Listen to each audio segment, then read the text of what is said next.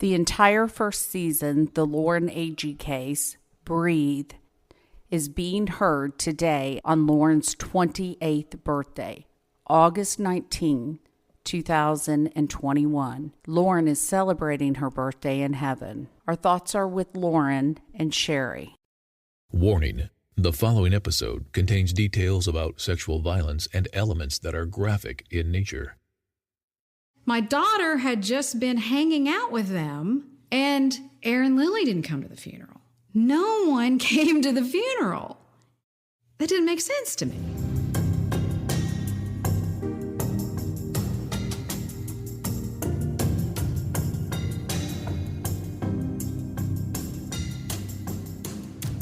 The Lauren A.G. case was hastily closed by authorities, but many questions remain. Come behind the curtain with private investigator Sheila Wysocki as she uncovers the truth about what happened to Lauren. This is Without Warning. No one would choose a job like this to investigate murders of children or a murder in general. That is a job that chooses you. And I have tried to stop doing it several times, but I keep being pulled in because of the desperation of these families. And I understand what these families have gone through because of my roommate, because I went through the process. And I know what they tell families, what they don't tell families, and the process of getting someone to listen or care. I related to Sherry Smith. I relate to every one of my clients and people that call me, and they just want to be heard, and they want someone to care about their case, about their child, or, that they have a loss and no one's listening. When Lauren came into a room, everybody took notice. The child demanded an audience. She was vivacious, very loud, but very funny, and just loved other people. This is Sherry Smith, Lauren's mother. What was important to Lauren changed from, when she was little till the time she was in high school. When she was little, she was very family oriented, as far as, she did everything with Mike and I, and we traveled and family vacations. And then she played all the sports where Mike and I were the coaches or the team mom or the room mom, or, we were always involved in her life. So she liked activity. When she was in high school, she was more goal-oriented and peer-oriented. She really liked having friends, and she liked being involved in every kind of social activity, whether it was dances, whether it was fundraisers, whether it was raising money for the Humane Society. Lauren wanted to be somehow involved in CSI work. She had contemplated becoming an attorney, and then we talked about her maybe working for the FBI. And then she also said she wanted to solve mysteries and crimes. So together we spent a lot of time watching, the CSI programs and Law and Order and other police-oriented television. During the summer of 2015, Lauren was, getting ready to start back to school. In fact, we had just registered for classes at Ball State, and she was so excited because she was starting all the CSI classes. And so that's all she could talk about.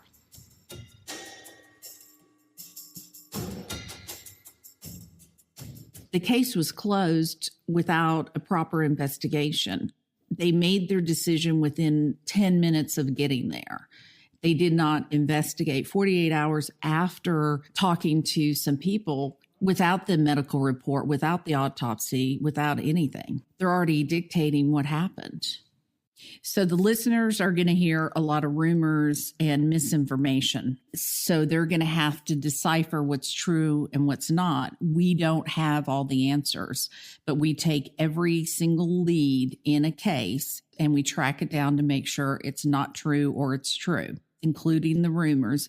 were going through the investigation as I went through the investigation, not knowing the players, not understanding what happened. I mean, just going in blind.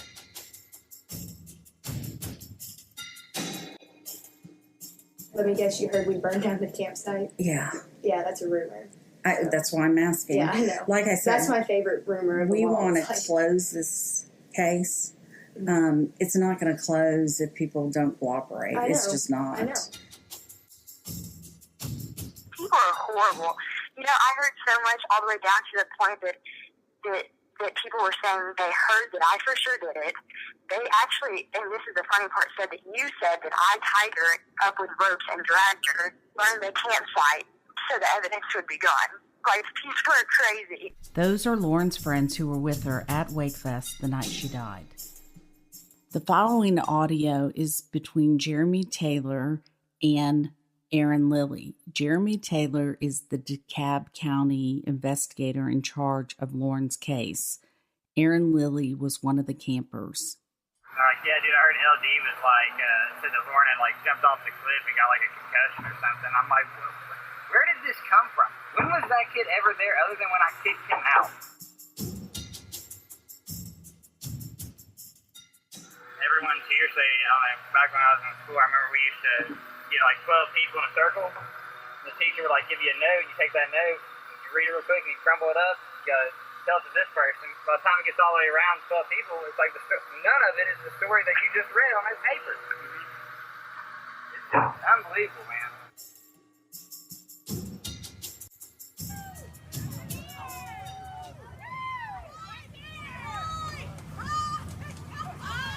Someone asked me what WakeFest was. I'd tell them it was one of the coolest, most fun wakeboarding competitions in the Southeast. Almost 2,000 people or more show up for a Friday to Sunday tournament on the water at Center Hill Lake.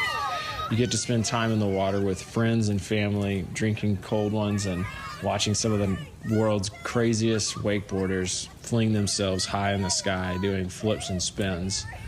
It's a great time to see other people, spend time on your boat with your family. It's just an overall unreal weekend that you look forward to every single year.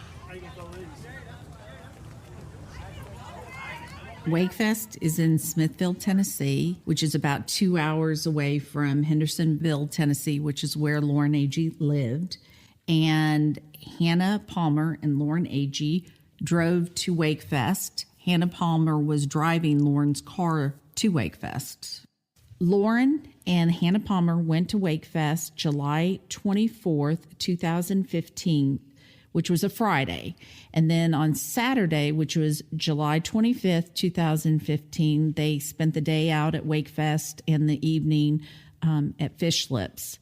On Sunday, which was July 26th, 2015, was when Lauren's body was found around 4:30 p.m.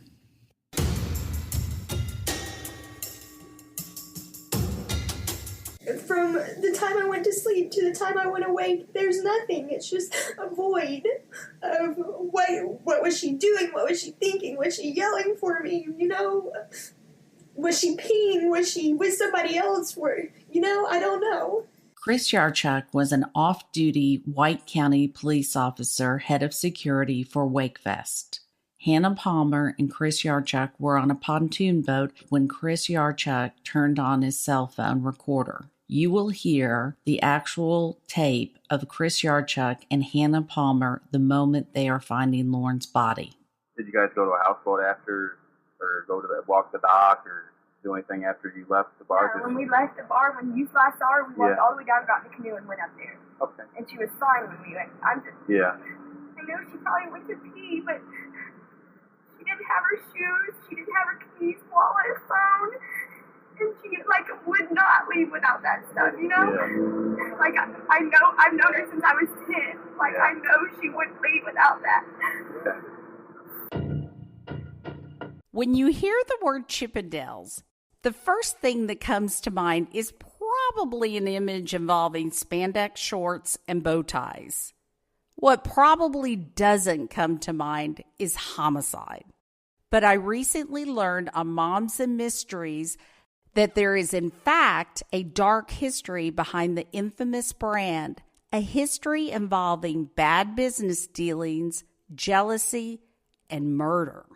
Moms and Mysteries is a true crime podcast hosted by quick-witted friends Melissa and Mandy. These two Florida moms have been behind the mic for over 5 years, receiving over 30 million downloads and counting.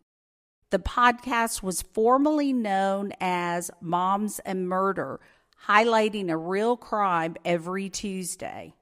Moms and Mysteries hold a spot in the top 100 true crime podcasts on Apple Podcast. A new year is a great time to start adding new podcasts to your rotation with over 260 episodes to binge. Adding Moms and Mysteries to the list is a no-brainer. Subscribing to Moms and Mystery is as easy as searching their name on whatever app you're listening to this podcast on right now. That's right, you don't even have to turn this one off. Just open your podcast app of choice, type in Moms and Mysteries, then hit subscribe. That's Moms and Mysteries anywhere you listen to podcasts. The first time I saw Lauren was Friday night at Fish Lips, the Marina bar. Yeah. This is Evan Shelton and Michael Sands speaking. Michael Sands was the first private investigator that Sherry Smith got in contact with about Lauren's case. Evan Shelton's the third party with nothing to gain. He is the one who can tell the truth without losing anything. And he knows Lauren. He's known Lauren for a while. He knows how she behaves, what her attitude is, how she reacts to things. And he saw her when she left. He's hugely important. I think those first accounts, the firsthand accounts, are very important. And then I saw, I saw them again Saturday night at Fish Lips. And I hadn't seen them during the day up until that point. Saw them Saturday night, and we're just, at the marina having a good time, dancing around, just having a good time. And then we all left, and I guess the next time I seen either one of them two, either one of Hannah or Lauren, was in the Sunday morning. Me and my cousin Clint, we were getting ice from the marina dock, not the Fish Lips bar, but the marina over there. Floating dock over there. Yeah. And we're getting ice, and whenever we were on the way back to our boat, we passed by Hannah's boat, whoever she was with, I guess all the people that they were with. But she asked me and Clint if we had seen Lauren any, that night after she had left Fish Lips, or it's Tear, or if we had seen her that morning. We both said, no, we haven't seen her. And she said, well, we haven't been able to find her this morning. So if y'all, hear from her, just let us know. And you familiar with Chris Stout? You know him? Chris Stout? No, I have no idea who he is. Aaron Lilly? No idea. Hannah Palmer? I know her. Okay. Do you recall what color shorts she was wearing? I am colorblind, but I do. I would say I'm about 95% sure that she had on some white, at least extremely bright, like whitish colored shorts. Can you start what Lauren's condition was leaving the bar that Saturday night? She had a few beers, but she was, in my opinion, not drunk. Okay. She, of course, had a few, but she was definitely not publicly intoxicated. Not impaired? Yes. Okay.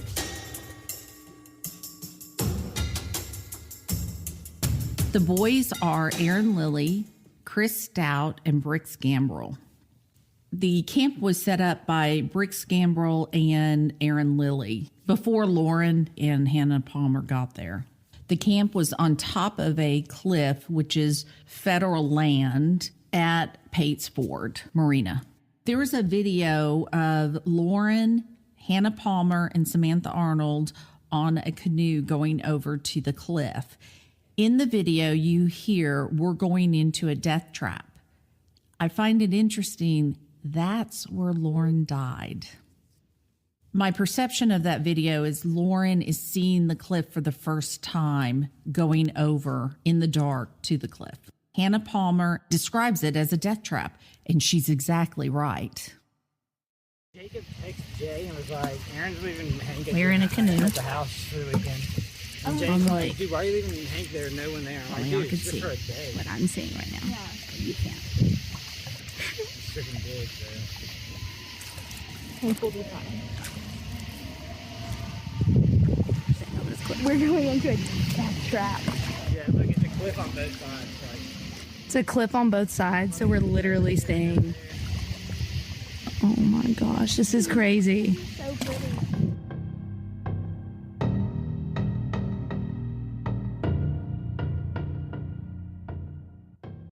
Her when she thought about Lauren being gone. She noticed her purse, her phone, and her shoes. When she went down to the bottom of the cliff that morning, I asked her, was the canoe still there? That's when she hesitated.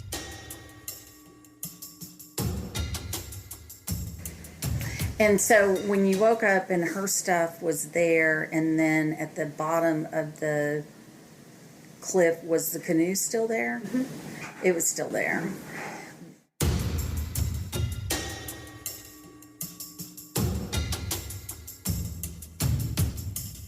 Evan was the last person to see Lauren alive. I asked Lauren where she was staying at, and she kind of pointed outside of Fish Lips and said, you see those lights up there on the side of the cliff? That's where our cabin is.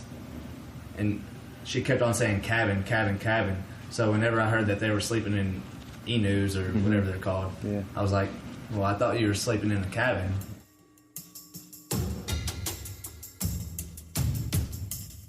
In an investigation, you have to go through every rumor. You have to decipher which one's true, which one's not. It's important to try to filter out. So you go through, you find out which one's a rumor, you move on to the next step, and you take each individual rumor or information that comes your way and you follow it, no matter where it leads you, because it has been amazing in this case which ones have turned out to be shocking to me. Because, I mean, this case is so, there are so many twists and turns, and you think you have it figured out, and then something else comes your way, and you're like, I didn't see that coming. The listeners are smart enough to figure out what's right and what's wrong and who's telling the truth and who isn't. You don't need to stick to the story or keep the story. It's the truth. All you have to do is tell the truth.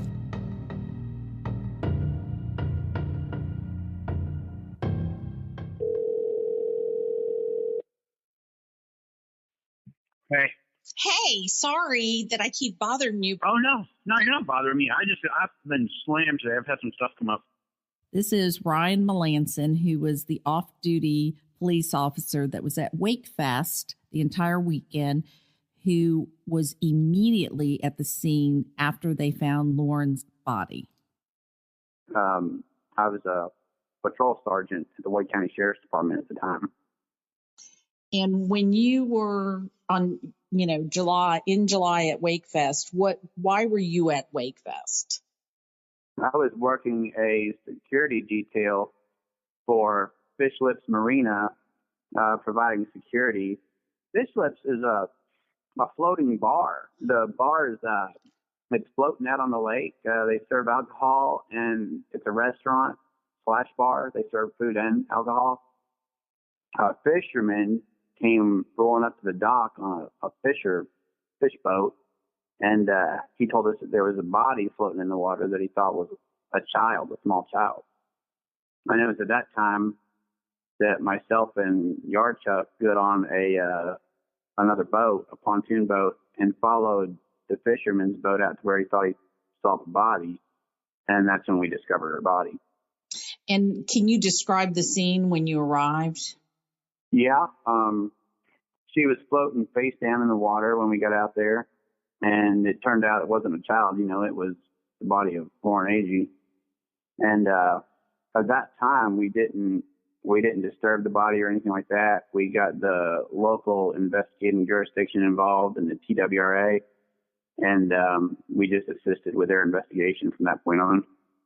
And it was at that time that Aaron Lilly and Chris Stout came toward us on a canoe boat. And were asking if that was their friend in the water. I yelled at them from the patrol boat to stay back. And they continued coming toward us. And they were asking, is that our friend? We're missing our friend. Is that our friend in the water?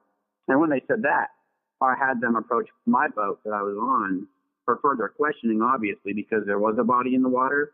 I mean, obviously, they had something to do with it. They didn't know something about it, you know.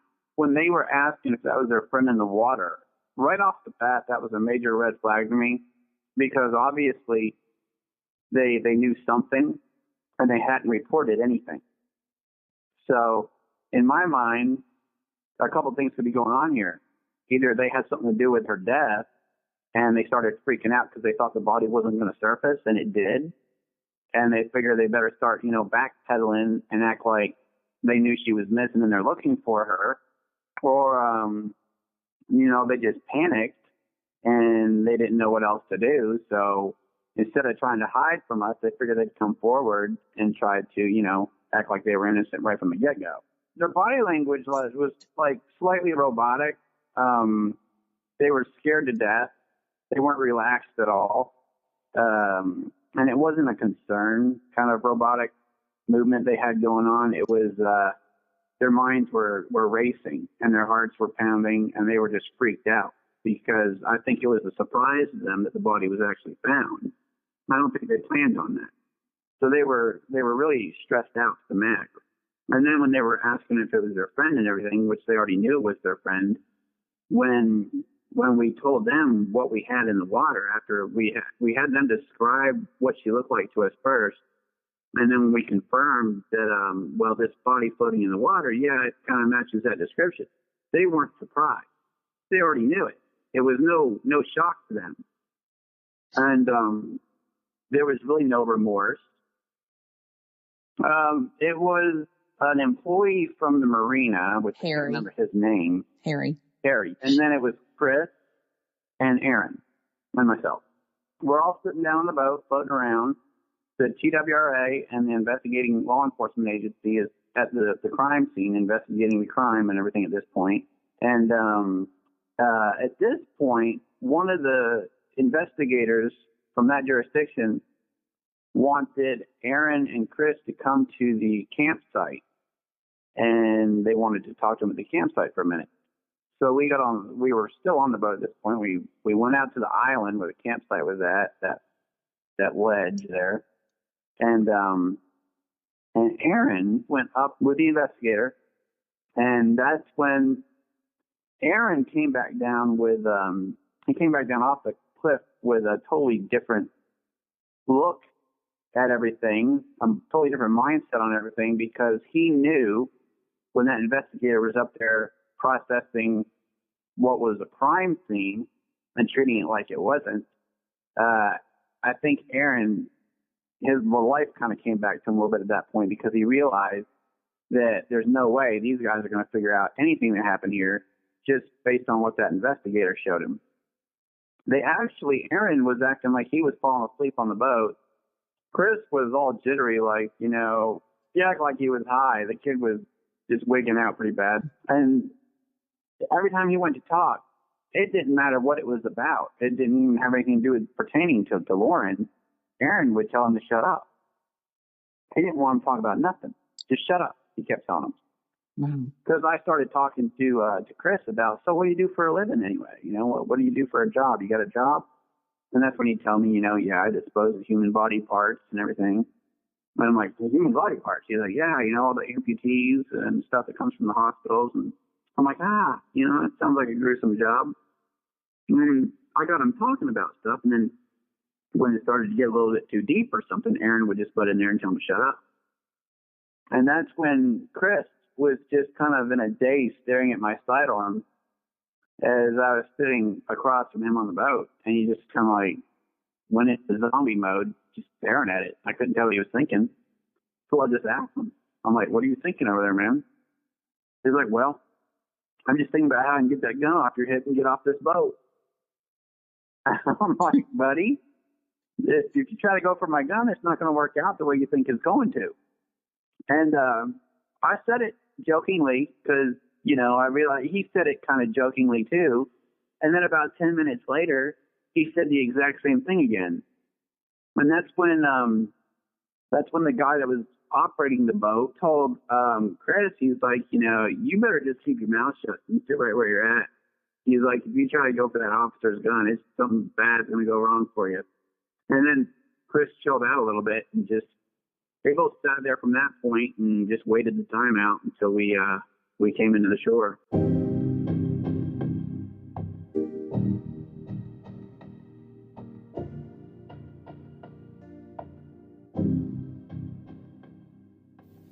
The two fishermen that came upon Lauren's body were father and son.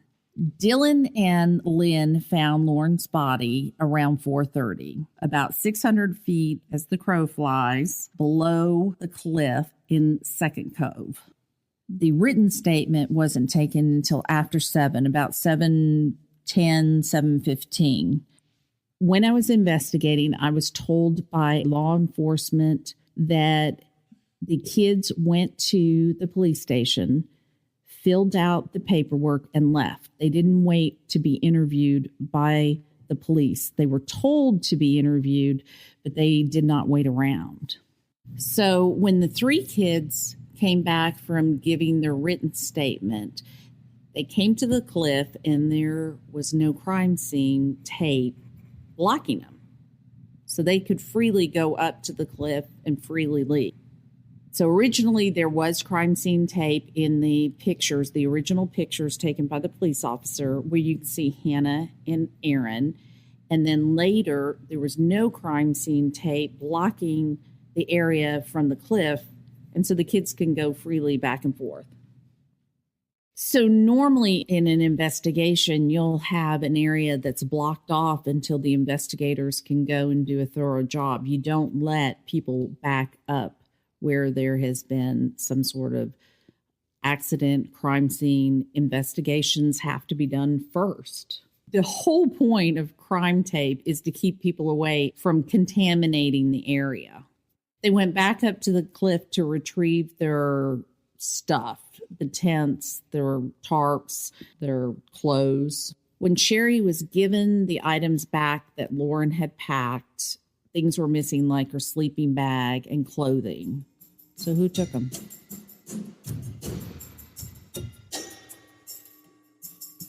When you get to know Sherry, you absolutely get to know Lauren. There's such a determination between Sherry that I think Lauren had. This is Sherry Smith, Lauren's mother. So when Lauren didn't come home on Saturday, Michael and I were very worried, but she's almost 22 years old, and we were thinking, okay, well, maybe she has decided to go see Chase, or she maybe stayed an extra day at this Wake Fest event.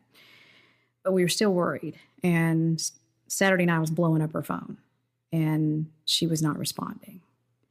So, of course, my mommy sense went up, and I started thinking, okay, surely one of her friends, if there was something wrong, would reach out to me. Well, Sunday morning I got up, still hadn't heard from her. I went to work showing property. And by the end of the day, I was in full-blown panic mode because I could not reach her on the phone and I didn't know what was going on. I was actually preparing to get in my car and drive there and see if I could find her. I had reached out to Chase, her boyfriend. He hadn't heard from her either. The phone number I had for Hannah was not working. Nobody was answering it. So I really was starting to get very concerned. Michael and I came home, and we were alarmed when a police officer came to our front door and said, are you Lauren Taylor Agee parents? There's been an accident in DeKalb County, and you need to come to the hospital as soon as possible. Now, being a parent, your mind goes all different directions. And you think, okay, please God, if she's been in an accident, let her be, okay. She's in the hospital, maybe it's all going to be all right. But we got in the car. We drove like crazy people as fast as we could, got to the hospital, and they made me sit in the emergency room or whatever that room was for 15 to 20 minutes while I kept asking the lady behind the counter, can you please tell me something about my daughter? And she said, ma'am, you're just going to have to wait. So we waited. We waited. And then Jeremy Taylor from DeKalb County Sheriff's Department, he walks in and he says to us, come with me. And we went into a private room and he said, I need to tell you that your daughter didn't make it. She's dead. Every mother's worst nightmare is to hear something like that about your child.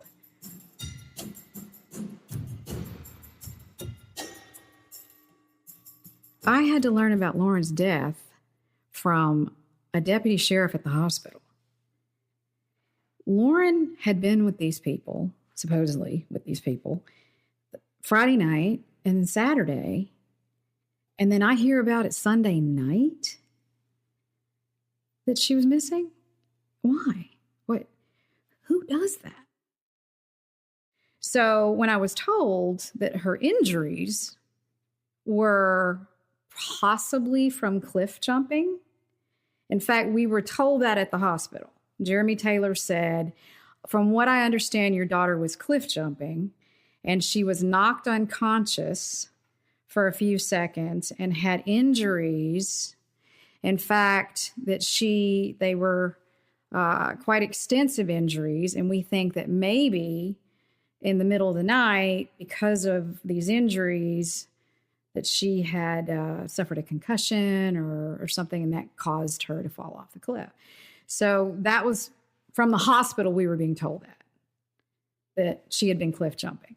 So me knowing my child inside and out, I'm like, maybe, but not likely. Okay. And then during the week, I'm asking people for videos or pictures or anything. And what I found very perplexing was there's no pictures on anybody's phone of this cliff jumping event. Sherry and Michael Smith were told that Lauren was cliff jumping. Now, there are no written statements. There's no record of that. I don't know where Jeremy got that information, but he had it before he went to the hospital. And there's no police report with that information on there.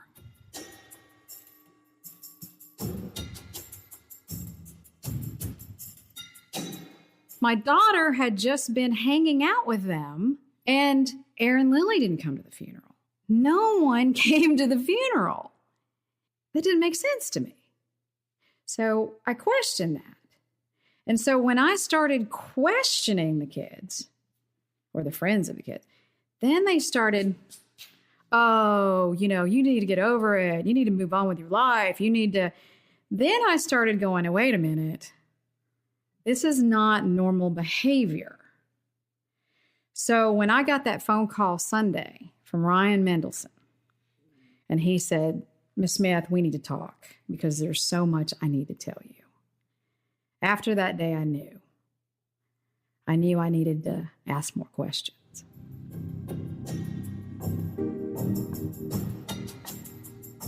Lauren's family gives their full permission for any and all details to be shared in hope that the truth will come out. If you know anything at all, call 1-888-599-0008 or email tips@SheilaWysocki.com. This season on Without Warning. Who did? Anna. She started following me to my car, and she grabbed me by my hair and ripped me down to the concrete. She fought you? Yeah, it's like literally 10 people saw her do it. Well, we've asked you a lot of questions. You got any for us? Not really, but I want to ask. I just want to make sure all this stuff is figured out. It almost seems like I'm a suspect right now, but I know you guys are just doing your job. Yeah, No one knows exactly where she was, but I mean, they said that they found a rock with blood on it, is what James told me. Lauren was with the Christopher Stout guy at WakeFest. Yes, like the whole time, and I know that she like slept in the hammock with him. And I said, so you mean to tell me if I witness something out here in White County right now, that I'm supposed to wait for you to come and ask me about it? Is that what you're saying? You have an obligation, not only as a person, but as a law enforcement officer. When you suspect something is wrong, you have to tell it. We have an obligation. We take an oath. We can't plead the fifth.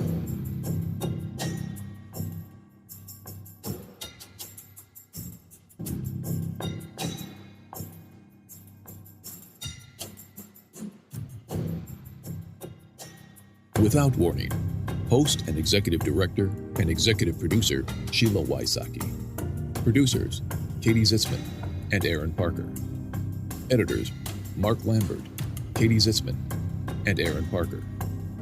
Audio engineer and original music by Mark Lambert. Narrator, Tim Evans. Mixing and mastering by Resonate Recordings. If you or someone you know knows something about this case or the people involved, you can submit tips by emailing tips@SheilaWysocki.com or call toll-free 888-599-0008.